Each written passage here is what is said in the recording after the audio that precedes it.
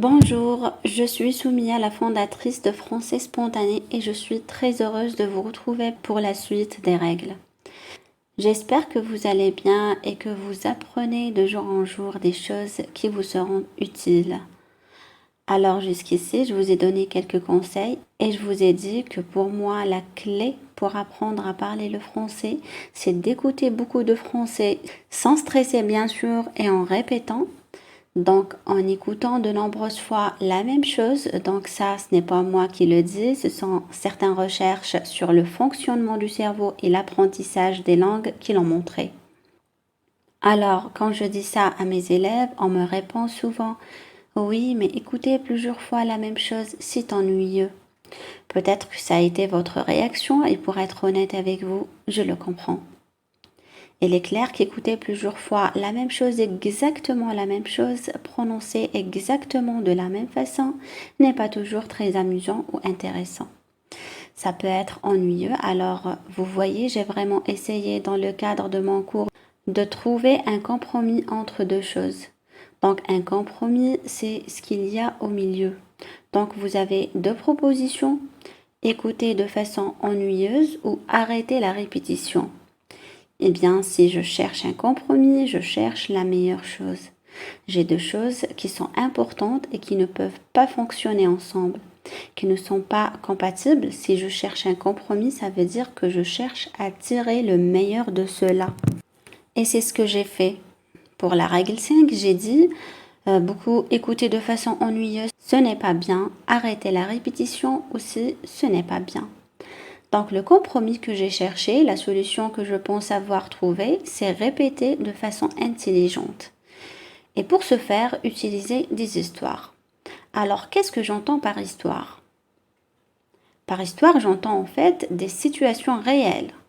Des histoires de la vie de tous les jours qui répètent plusieurs fois des mots ou expressions clés. Donc des situations qui répètent plusieurs fois un ou plusieurs mots afin de vous faire répéter ce mot de façon non ennuyeuse. Alors j'ai préparé un petit exemple pour que vous compreniez un petit peu le sens de cette technique. J'ai choisi un seul mot et je vais vous lire une histoire. Donc avec cette histoire, j'essaie de vous expliquer le sens du mot problème. Donc le mot problème, ça veut dire si vous avez des problèmes, vous avez des difficultés. Il y a des choses qui vous dérangent. Il y a des choses qui vous causent des soucis. Des choses négatives qui vous arrivent. Donc ça, ce sont des problèmes. Donc j'aurais pu vous expliquer, vous faire répéter, dire problème égale difficulté, problème égale difficulté, problème égale difficulté. Donc ça, c'est de la répétition ennuyeuse et pas du tout intelligente. En utilisant une histoire, j'aurais pu vous expliquer le mot problème de la façon suivante.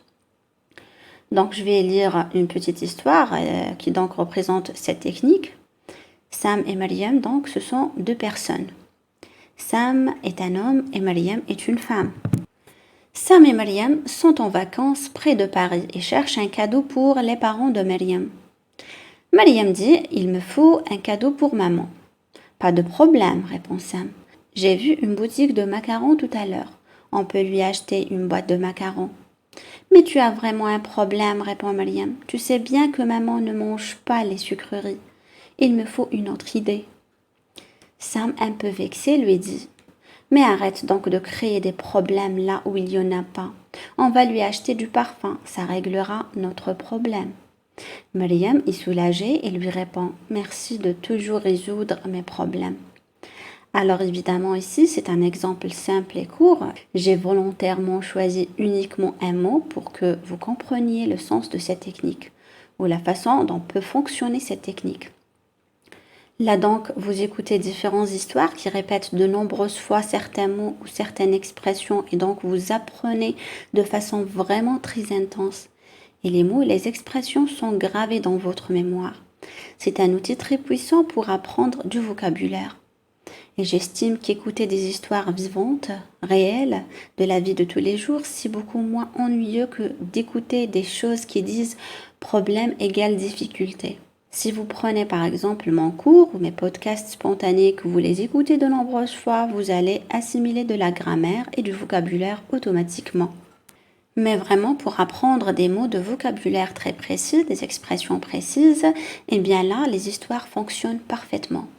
C'est vraiment un outil très intéressant pour vous faire acquérir du vocabulaire. Dans la règle 6, je vais vous donner, comme je vous l'ai promis, une technique pour apprendre du vocabulaire et de la grammaire de façon inconsciente. Donc sans réfléchir, sans y penser. Et cette règle 6 est très proche de la règle 5. La règle 6 vous propose d'apprendre en utilisant le contexte. Alors qu'est-ce que le contexte? Le contexte d'une histoire, c'est tout ce qu'il y a autour de l'action. Donc vous avez une action et quelque chose qui se déroule et le contexte c'est ce qu'il y a autour. Où, quand, est-ce qu'il fait beau, est-ce qu'il pleut, qui est là, est-ce qu'il y a une personne, est-ce que c'est calme, est-ce qu'il y a du bruit, le contexte c'est tout ce qu'il y a autour. Et souvent je suis sûre quand vous écoutez du français et quand vous lisez du français vous allez comprendre une phrase ou un paragraphe, mais il y aura un mot ou une expression que vous ne comprendrez pas. Et ce qui est très important et très intéressant avec le contexte, c'est que si vous le comprenez bien, vous pouvez deviner le sens des mots ou expressions qui vous sont inconnus. Donc encore une fois, vous comprenez tout le sens d'une phrase et il vous manque un mot ou une expression. En comprenant le contexte, vous pouvez comprendre le mot qui vous manque. Donc si je prends juste un exemple très très simple, imaginons que vous lisez dans un livre la phrase « Sam va au supermarché et il arrive à la caisse ». Donc imaginons que vous compreniez cette phrase mais vous ne connaissez pas le sens du mot « caisse ». Donc la caisse, c'est l'endroit où l'on paye au supermarché. Vous faites vos achats au magasin, vous arrivez à la caisse, donc vous montrez ce que vous souhaitez acheter et vous payez. La caisse, c'est l'endroit où l'on paye au magasin, dans un supermarché. Donc, imaginons que vous compreniez que Sam est au supermarché et qu'il arrive à la caisse pour payer. Eh bien, vous comprendrez le mot caisse, même si vous ne le connaissez pas avant. Le fait de comprendre le contexte, ça vous permet de comprendre le sens du mot ou de l'expression. Et c'est vraiment très efficace parce que c'est inconscient. Votre cerveau, il crée une image. Votre cerveau, lorsque vous lisez « Sam est au supermarché, il arrive à la caisse pour payer », le cerveau, il fait une image de ce qu'il connaît. Donc, il va vous faire réaliser, vous allez avoir une image, vous allez imaginer un supermarché, donc un magasin, vous allez imaginer un homme, donc Sam, qui est avec de l'argent dans sa main pour payer. Et en voyant cette image, en s'imaginant cette image, en regardant l'image que votre cerveau a créée, eh bien, vous comprendrez le sens du mot caisse. Encore une fois, comme d'habitude, dans les 7 règles, je prends des exemples très simples pour vous enseigner la méthode. Bien sûr, il y a dans mes leçons, dans mes podcasts, j'essaye d'utiliser ces techniques pour vous enseigner des mots de français ou des expressions. Donc le contexte, ça vous permet, comme les histoires, d'apprendre du vocabulaire automatiquement grâce à l'écoute ou la lecture intensive. Donc vous écoutez, vous lisez beaucoup et grâce à ça, vous apprenez du vocabulaire. Bien sûr, il faut comprendre. Ça, je vous l'ai déjà dit dans la règle 1, il est très important que vous compreniez. Car si vous ne comprenez pas le contexte, si vous ne comprenez pas le sens de la phrase, bien sûr, votre cerveau ne créera pas d'images qui vous permettront d'apprendre le vocabulaire et de découvrir des nouveaux mots ou des nouvelles expressions. Si vous écoutez une histoire dans laquelle vous m'entendez dire plusieurs fois Sam est au supermarché, il arrive à la caisse pour payer, donc votre cerveau, lui, inconsciemment, il entend Sam arrive à la caisse. Sam arrive à la caisse. Il entend ça de nombreuses fois. Eh bien, le jour où vous devrez parler, vous ne direz pas Sam arrive aux caisses. Vous direz Sam arrive à la caisse. Donc, apprendre en utilisant les règles de français spontané et en utilisant le contexte, ça vous permet d'apprendre également de la grammaire. Donc, c'est une technique très intéressante, très simple et très efficace. Grâce au contexte, vous apprenez du vocabulaire et de la grammaire automatiquement, sans avoir à réfléchir, à étudier de façon concentrée. Tout est automatique, donc je trouve que c'est un outil très très séduisant. La dernière règle, la règle 7, elle est comme les autres très importante. Et cette règle vous dit apprenez du français authentique. Donc authentique veut dire réel, qui a une origine qu'on ne peut pas contester. Et du français authentique, eh bien, c'est du français parlé par des vrais Français ou par des vrais francophones. Si vous n'apprenez pas du français authentique, eh bien, vous n'apprenez pas le vocabulaire et les expressions utilisées par les francophones. Et vous allez avoir des problèmes pour parler le français. Parce qu'en cours, ou lorsqu'on étudie du français qui n'est pas authentique, eh bien, on vous encourage à parler de façon lente. On vous dit il ne faut pas faire d'erreur. Donc, vous parlez de façon saccadée. Vous stoppez après un mot, vous ne parlez pas de façon fluide, vous réfléchissez toujours aux règles de grammaire, vous essayez d'utiliser des mots difficiles au lieu de mots simples. Et ça arrive à beaucoup de personnes qui ont appris le français pendant des années. Dans ce cours, je vous ai donné des outils, des méthodes pour changer votre façon de travailler, pour changer votre façon d'apprendre le français. Ces conseils, à mon avis, sont très importants. Mais ils sont seulement importants si vous agissez. Si vous n'agissez pas, vous ne pouvez pas obtenir de nouvelles compétences. Si vous n'agissez pas, vous n'apprendrez pas à parler le français. Et vous pouvez agir immédiatement en vous procurant un des cours de français spontané. Tous mes cours sont basés sur une méthode d'apprentissage naturelle. Vous apprenez le français comme vous avez appris votre langue maternelle. Donc, je vais vous montrer rapidement comment ces cours utilisent les 7 règles.